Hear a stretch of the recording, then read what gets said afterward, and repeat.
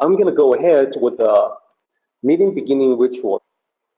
起立，面向佛堂，参加三鞠躬、一鞠躬、再鞠躬、三鞠躬，参加各位点传世一鞠躬，开班一鞠躬，请坐下。Please be seated. So chapter 5, remember we were able to divide it up into sections. The first section, focusing on straw dogs. There are 4 lines in that section. So straw dogs, important concept. Now just a reminder, we went through straw dogs in 3 different levels. What they represent, what they are in your life, and the deepest level, if you can think of yourself as a straw dog and participating in the ritual of life, then the deepest level being that all the dharmas of the world arise from the true self. So you are actually the originating point for the straw dog, which you may think of as your physical body, the ritual itself. You are designing and conducting the ritual. So the question becomes, what kind of ritual is it? What is the meaning of this ritual? And should you maybe think about updating it to something else? The second section, which we will get into today, is comparing the space between heaven and earth to a bellows. And this is something that we have already seen before in the previous chapter, and this time we will get into it in even more detail, more deeply. And then the last 2 lines are the conclusion. We'll get to that. The last 2 lines, especially out of this chapter, and indeed all of Tao Te Ching, the last 2 lines of chapter 5 utilize more ancient characters and ancient meaning that are different from modern Mandarin. So I'll be sure to talk about each character separately to let you know what they mean today and what they used to mean, and how we can put it together into a very coherent whole, something that makes a lot of sense. So continuing on with the recap, previously we talked about how heaven and earth being without human emotions, without human preferences, not playing favorites, regard all living things, the myriad things, as straw dogs. Like the straw dogs that were created for the purpose of a ritual, they were made without feelings or emotions or attachment. And when the ritual is done, when the ritual is over, the straw dogs are discarded also without any attachment, without any emotion. So life, living things come and go in this world in much the same way. While the Tao brings life, it also brings death. It brings the good, it also brings the bad. At least good and bad from our perspective, from an individual perspective, from the perspective of living things. So the bottom line, you need to re-examine your ritual periodically. And I don't mean by your ritual, I don't mean a ritual that you follow on a daily basis. I mean your entire life, everything in it as one giant ritual. So what is that ritual? What is the purpose of that ritual? What is the meaning behind it? It all has to be thought of. It all has to be examined to be worthwhile. Then we got into lines 3 and 4. And this is where I talk about how the sages, in emulating the Tao, are also without preferences, without discrimination.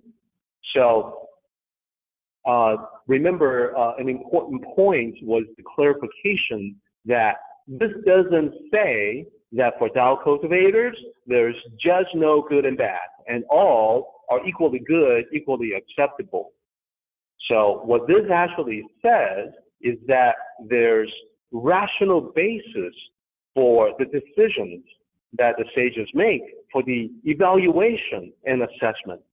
So a sage will have definite ideas about what is better, what is not so good, what is the preferred method, what is not so preferred. These are based on practical everyday reality. There are reasons behind them. Because of that, a sage will look at our modern society and point out that the discrimination that many people practice based on ethnic background, skin color, religious beliefs, preferences, maybe gender orientation, stuff like that. These are all superficial reasons, surface reasons for forming some sort of a preference, and therefore they are discrimination based on irrationality.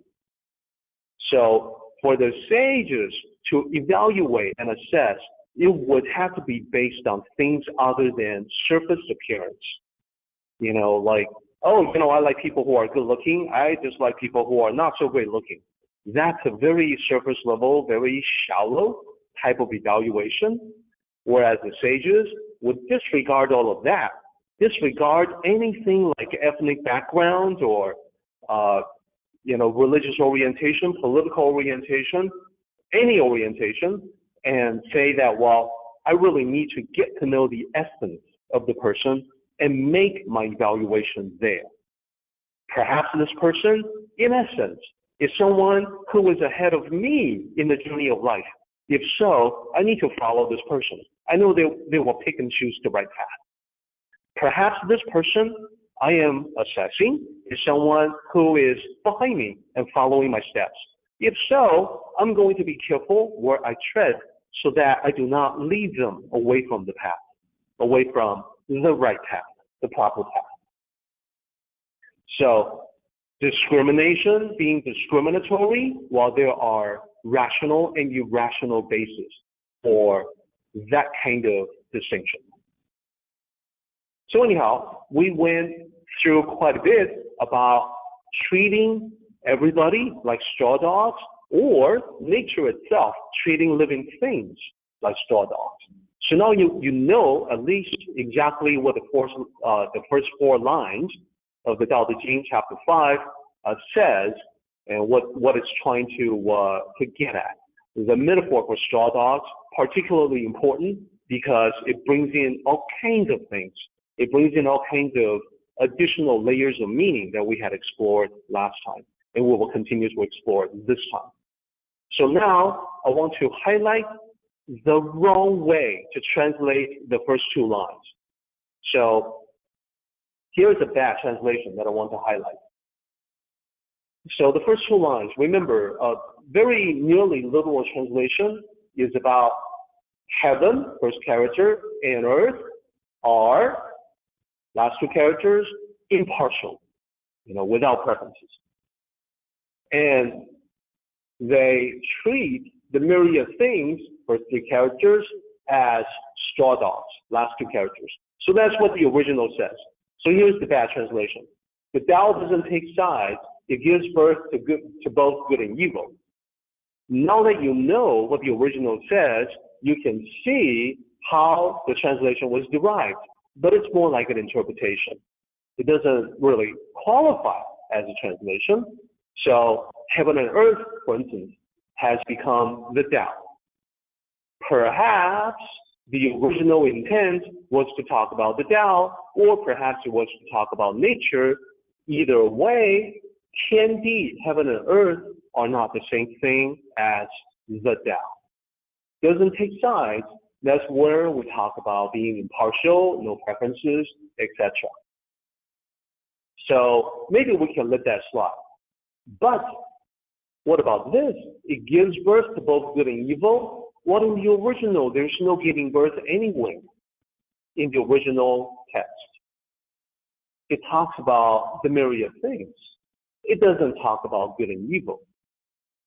And this translation also skips the important metaphor of the straw dogs.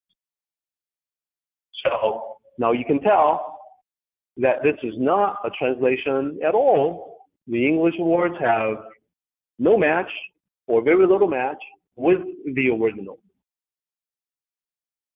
And the concept of straw dogs is missing in action. Why is that? Well, perhaps it is because this particular author thinks the concept of the straw dog is too alien, too foreign, too unfamiliar to the typical person, to Western readers.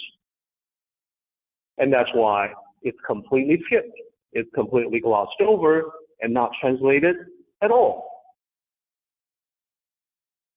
If that is the case, then the author is trying to, in a sense, protect the reader.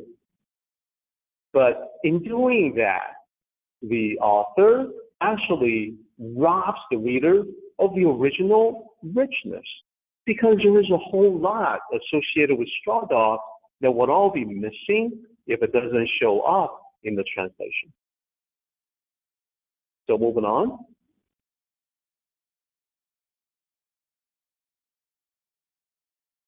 So I would disagree with the author's choice to take out straw dogs completely to quote unquote protect the readers, because the concept of straw dogs is not completely unknown in the West.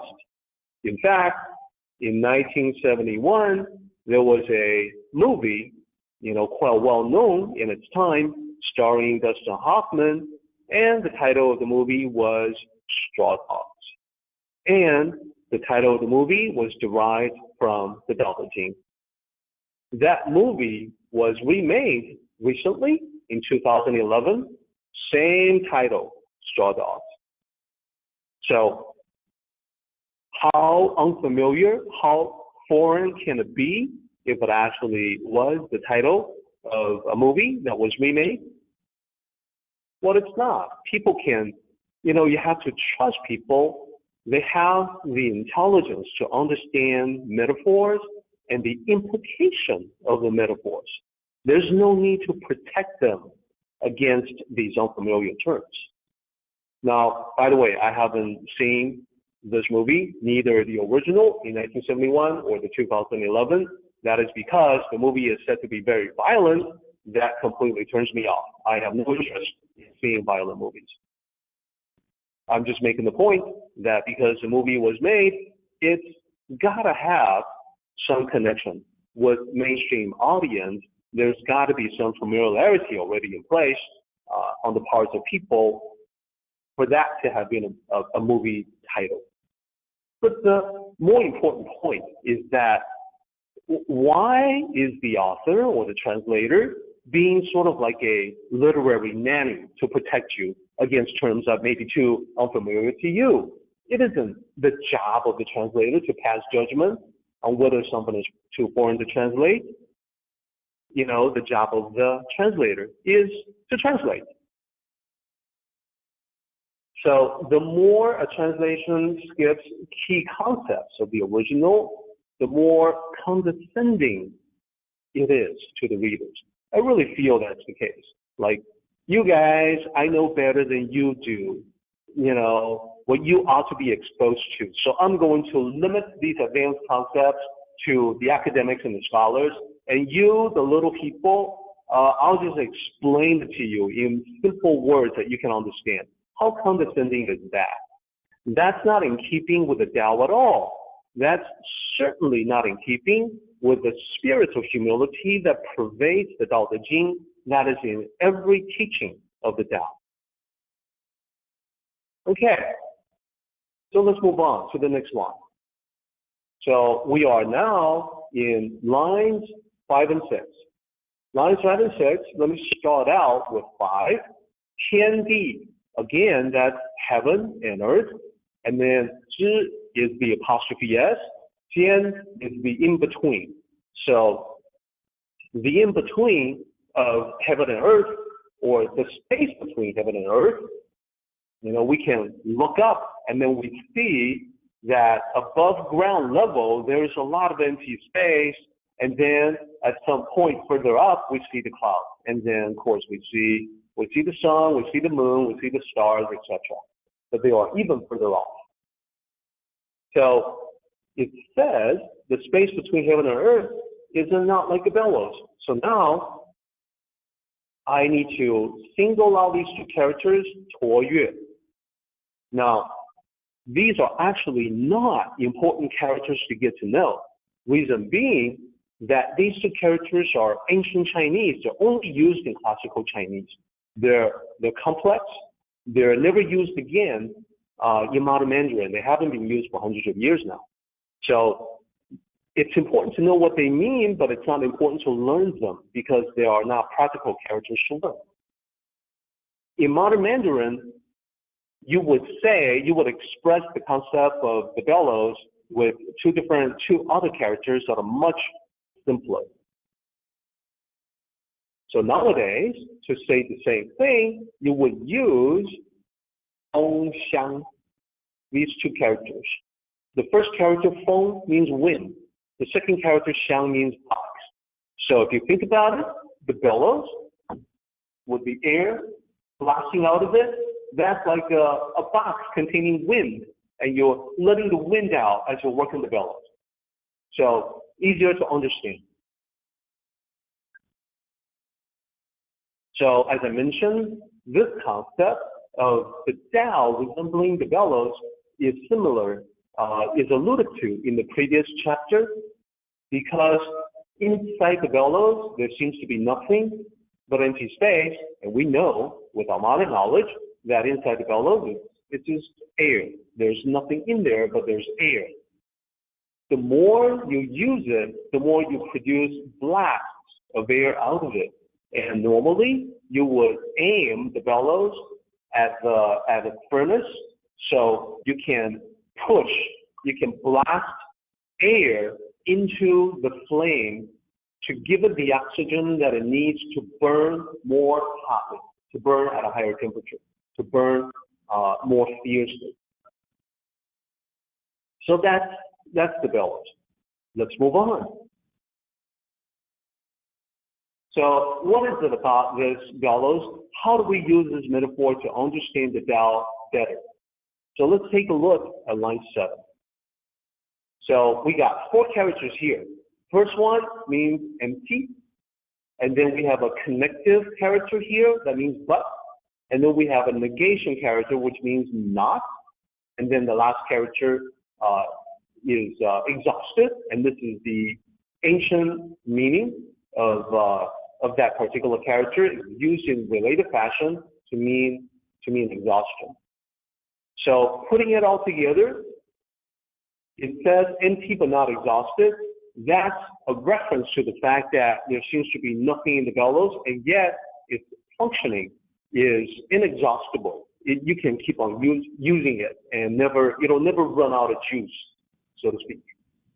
It'll never run out of power. 虚而不屈. The Tao seems to contain nothing but emptiness. But everything emerges out of this emptiness. You can see this at a personal level when you cultivate the Tao every day. So we previously talked about how the Tao can be seen as the origin or the source of creation. But it's important for us to always apply everything we say about the Tao to we ourselves individually. So I would point to you and say that you're the source of creation. You are the origin of ideas. You are the beginning of inventions. You know, these ideas come to you, so you create things. You are an engine of creation, is what I like to say. So if the Tao is like a bellows and there's nothing in it, and yet more keeps coming out of it, then how do you relate that to the mind, your own engine of creation? Well, the more you use the Tao, the more powerful and versatile its manifestations become in your life. What I mean by that, this is one aspect of it, is that when you actually put the teachings of the Tao into actual everyday use, everyday application, the more powerful the Tao becomes in your life, the more of a powerful tool it can be for you to wield for your own benefit. That's one aspect of it. Here's another. creativity. So the idea is that when you cultivate the Tao, you learn how to exercise your mind properly. You know how to tap into this wellspring of limitless creativity that is your mind. So if you are a writer, you never get the writer's block. People who suffer from the writer's block, really become very miserable because they used to be able to write beautifully, and their creativity, their flow used to be completely unimpeded. And when they hit the block, they can't do it anymore. And yet they want to be able to go back to the way they used to be able to write beautifully like they did before. When you practice the Tao, you understand how to tap into your creativity. So this is never a problem. Probably the best thing that I can do to advise writers who hit the writer's block is to cultivate the Tao. When they cultivate sufficiently, it will be smooth. It will be going full blast all the time, like a bellows blasting hot air into a furnace.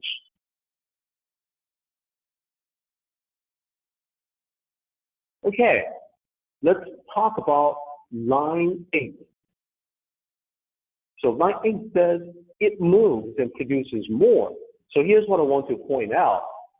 I would like everyone to look at line 7 and line 8 together and realize that line 8, this line, and the line above it, line 7, form a yin and yang pair.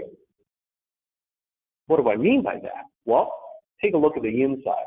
The yin side will be represented by empty and yet never exhausted, as it refers to the functioning of your mind, of your spirituality.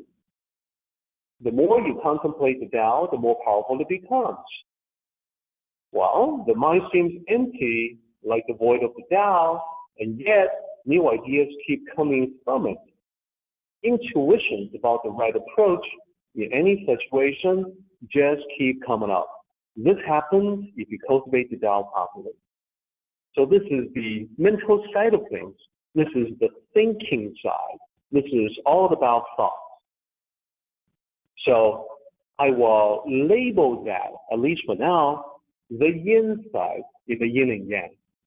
So now let me talk about the active side, the action side, the yang side. It moves and produces more. This is all about action. So this is no longer just confined in your mind, in your thoughts. This is about taking action in the real world. That action in accordance with the thoughts and ideas that you have formed. So intent, purpose, goal. So take action in accordance with the Tao. And when you take action in accordance with the Tao, it's not over-the-top action. It's just enough action. It's the light touch, the gentle touch. It's a nudge. It's a wink. It's a smile. It's a suggestion.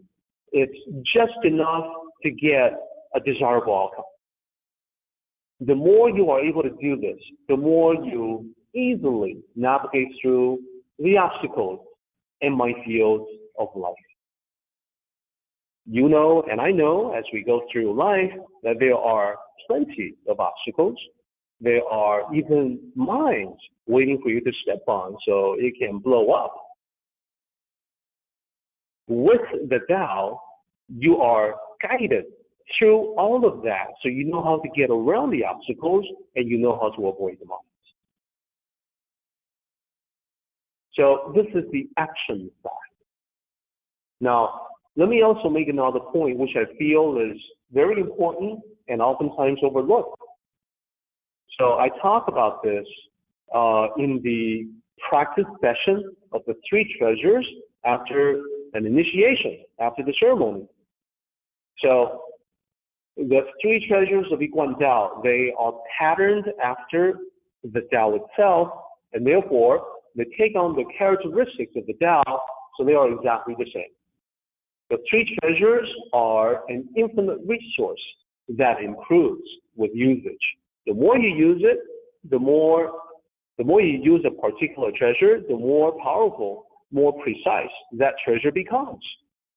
So here are some examples. First of all, this is the overall statement. The more you practice using the three treasures in everyday situations, the more easily you can, and then there are three things that you can more easily do because there are three treasures. Number one, the more easily you can regain calmness and clarity instantaneously. So we oftentimes encounter, anxiety-driven situations, chaotic situations. For me, that's every day, and I suspect for most people too. And it can come at you from any conceivable direction. Could be coworkers, could be just driving on the road, could be someone suffering from road rage. So when that is the case, your constant practice of the three treasures will allow you to easily and quickly regain your composure and clarity. More importantly, clarity, so you know exactly what's going on and what you have to do. Number two, the more you practice using the three treasures in everyday situations, the more easily you can summon your inner strength to get yourself through a difficult challenge. This is when you call upon the power and the resources of your original Buddha nature. That's actually very powerful. It's actually very strong. So are you resisting temptation? Are you trying to get over a hump on a particularly difficult challenge? If so, I would definitely use the three treasures to give you that extra boost. And the more you do that on a daily basis, the more you are able to call upon it when you desperately need it. And lastly, maintain your energy and motivation at a high level because you are not doing this for yourself, whatever this happens to be. So why is that important?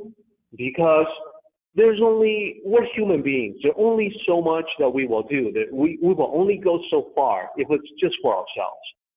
But if you are doing it for love, for the love that exists in your life, for love of family, love of your friends, love of the world, love of whatever, the love gives you courage. In fact, true courage, as the Tao Te Ching keeps pointing out, arises from compassion. It arises from love, basically. So when you understand why you are doing what you're doing, when you keep in mind the love that exists in your life, there's no trouble whatsoever to maintain your energy and motivation level. And the more you remind yourself of that, it doesn't lose its power with repetition, with repeated use. It just gets better and better. So,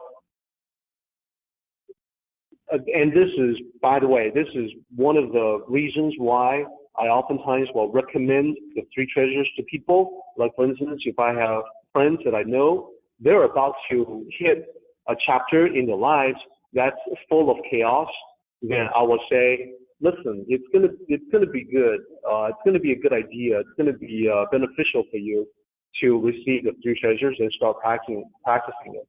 Because why? Because I have a feeling you're gonna need it. Later on, when they're past that particular storm and turmoil in their lives, they will circle back and thank me.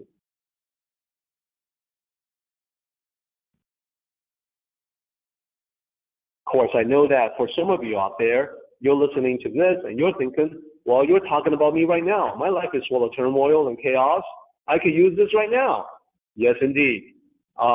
If that is the case, if it sounds good, sounds like a good idea for you to receive the three treasures, you just let me know, and I will. Well, whenever we can get a group of people interested in the three treasures, no matter what part of the country you may be in, there's a pretty good chance that I can talk the ordained masters into traveling out there. Now, I know that on the face of it, this sounds really crazy. Like, you know, people constantly look at me in disbelief and say that, are you telling me, Derek, that these ordained masters, they will make travel arrangements, they will book plane tickets, they will book, you know, hotel reservation just so they can come out and meet me and my friends and conduct the ritual for us so we can receive the 3 treasures? Are you serious? And I'll say, I am not joking. It's not just the ordained masters who do this. They have done it several times already. It's the ordained masters plus the temple volunteers who go with them. They also need, you know, plane tickets and hotel reservation. They also, you know, spend their own resources on doing that. They are very serious, my friends, when they say that it's a very profound honor for them to be able to do this for you, to be able to participate in your own initiation onto the path of the Tao. So, nope, not kidding at all. I'm very serious.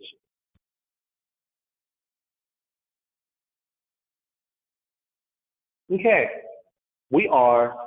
this is excellent progress. We're nearing the end of the chapter. So let's go through this. Line 9, I want to cover 多言, the first 2 characters. So starting with the first one, 多, this means many or much in modern Mandarin. In this ancient usage, it means something that is related to many or much, but a little bit different. It's a related meaning, excessive, which is too many or too much. And that is the reason why, rather than to simply translate as many, we really need the 2 in front of it. Too many will be a closer approximation to the original meaning. So this is not too different than when in English we can say, you know, when you and I say things like, you know, boy, he talks a lot, doesn't he? Right? A lot means many or much, you know, many words. What we actually mean when we say, boy, he talks a lot, doesn't he? We're actually trying to say, he talks too much, doesn't he? So we have a similar way of using language in English. Okay, moving on. Yan. So pinyin is Y-A-N, and I know a lot of people will look at that and say yan, you know, sort of like in apple, yan. But it really, in Mandarin, it really sounds more like yen, more like Y-E-N. So why is it spelled Y-A-N if it sounds more like Y-E-N? Oh, well, remember, pinyin is not a fantastic system. That's just the way it is. So what is the meaning? Well, words. In this case, we're referring to spoken words, but also written words. So this is a generic term covering all possible manifestations of words. So let's put 多言 together. Together, 多言 means, number 1, you know, the talking too much, chatterbox, overly verbose, gossipy, like to gossip, rumor mongering, love to pass on rumors, love to hear rumors. So 多言 could mean that person who just can't seem to shut up. That's number 1. Number 2, 多言 has another meaning, which is not about talking too much at all. It can mean bureaucracy in the context of too many words in the laws of the land, in the rules and regulations. So when you have too many words, you know, complex rules, it becomes very burdensome. It becomes very confusing for everyday people. So too many words, in this case, would be too many rules. Okay, so keep those 2 things in mind. The context operates on both levels. Okay, so that's it for 多言. Now let's get to 数. Pinyin, S-H-U. In modern Mandarin, it means to count, but in this ancient usage, it's actually synonymous with su. In modern Mandarin, it's no longer synonymous with su in any sense, in any way. It can never be used in modern Mandarin to be synonymous that way, but in ancient times it could. And su, what it was synonymous with, it meant speedy, fast, accelerated. So keep that in mind, and then we'll put it together with the last character there. Last character is 穷. So the pinyin looks a little strange, and people might look at that and say 穷, because Q, seems like it should sound like K. No, it's actually more like 穷, 穷, one sound, 穷. What is the meaning? It means poverty, being poor in modern Mandarin. But in ancient usage, again, it means something different. In the ancient usage, it means failure, things going bad, disasters, calamities. So failure is a related meaning to poverty, because if you think about it, poverty is the failure of one's financial health, monetary health. So here, it's a more generic term. So now we want to put 数, count, and 穷, poverty, together to see what it really means. You can already tell in modern times, well, nobody says it like this. This is not a valid expression in modern times. You cannot say count poverty. What does that even mean? What it really means is ancient usage, which is accelerated failure, or speed your way to failure. So there's no count poverty. That's sort of like you could think of like the census, taking census and seeing the poverty level among the people. That's not what it means. What it really means, accelerated failure, as in speeding toward collapse or disaster. So now we can put everything together, and it starts to make sense. Put all four characters together at the kingdom level, at the level of a nation. It just means that when you have complex laws using many, many words, what you have to do, what's going to happen, is two things. Number one, the complex rules create a massive bureaucracy to enforce the rules, to keep the people in line, to follow every little stipulation. And things become slow and inefficient, and sometimes they become deadlocked. Nothing gets done, or gets done very slowly. The other thing is that complex laws create loopholes. People look for these loopholes, and they jump through them. So if you want an example for what is happening with this kind of situation, look no further than the laws of the United States. Everywhere we have complex regulations, we still have a massive bureaucracy, and it really doesn't matter which party is in power. Both parties will pay lip service to reducing the government, making things more efficient, but neither one succeeds.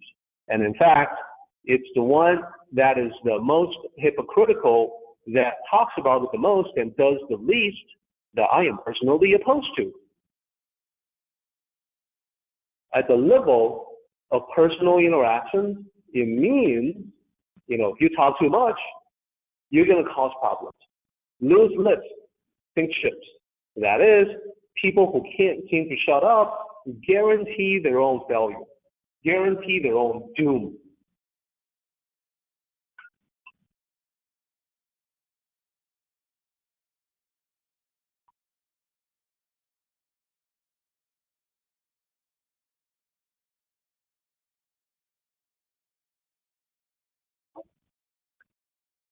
So hopefully this makes a lot more sense than it did before.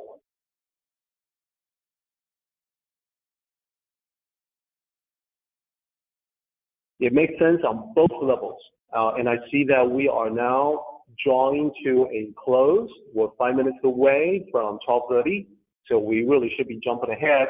We still haven't done the last line, and which is just as well, because there's a lot to talk about with the last line, character by character. Especially the very last character deserves some special attention. And we haven't done the paraphrase, which we will probably leave for next time. So we will leave the Tao Te Ching on this last line, the next to last line from the end of the Tao Te Ching, chapter 5. So it's going to be 多言数穷. So again, 数 like 数学, math. In this case, is not counting. It means to accelerate. 穷 in this case, not poverty, but failure. So accelerate failure. So keep that in mind, and we'll jump ahead to the summary today. The very last line talks about keeping to the void, and it's meant to be a counter to line 9.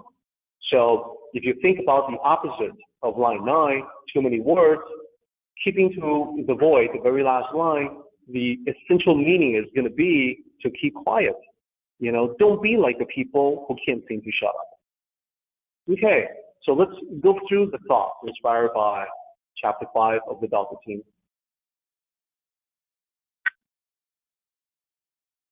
So heaven and earth. So here's what I would like for everyone to pay attention to. I would like everyone to take a moment, whenever there's an opportunity, to observe the space between heaven and earth. All of that empty space between you and the clouds. So take a look at this glorious display in the heavens, whether it's the clouds themselves, the sky itself, the sunrise, the sunset, the moon, the stars, this glorious celestial display. And I would like for everyone to draw inspiration from this. Think about how this emptiness that we see when we look up is actually the birthplace for so many things, like weather manifestation, like wind, rain, snow, everything. And the realization is that you and I can function in the same manner. That is, even when we think that there's nothing in the mind, that the mind is empty, it's actually in that very moment trying to give rise to your next great idea. So expect that, anticipate that, and it will become your reality. And then hold to the void. This is a reference to the very last line. So we can treat this as a preview of our discussion next time. So observe people, like you observe the sky. Look at how much they yammer away, constantly talking. In fact, in Western society, one key characteristic is that people are just not comfortable with silence. When you are spending time with someone else and there's silence, 9 times out of 10, people become uncomfortable and unsettled by the silence, and they feel like they have to fill the silence with words, with some sounds.